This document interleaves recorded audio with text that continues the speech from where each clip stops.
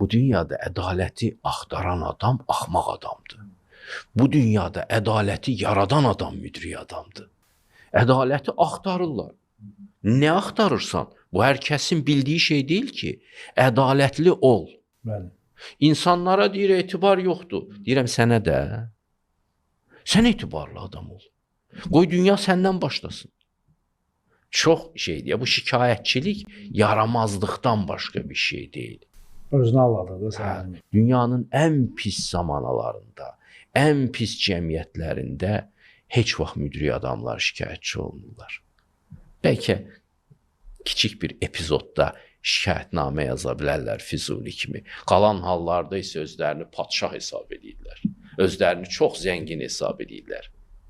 Kiçik bir epizodda ağlı qaralanda şikayətçi ola bilər adam. Amma heç vaxt müdrikləri mən şikayətçi görmədim. Onlar ədaləti axtarmırlar. Onlar ədaləti yaradırlar. Diogen insanı axtarırdı. Amma Məhəmməd Peyğəmbər insanı axtarmırdı. O, onları yaradırdı. Öz ünsiyyətində, öz nəfəsi ilə dürüst insanlar yaratdı. Məsələn, səhabələrin özünə baxırsan, hər birisi az qala bir abidədir. İnsanlıq abidəsidir. O, onları yetişdirdi. O da Diogen kimi çıxıb bazarda insan axtarıram deyə bilərdi. Məsələ bundadır. Ona görə ədalət axtarmaq yox, ədaləti yaratmaq lazımdır öz təmsilçiliyində.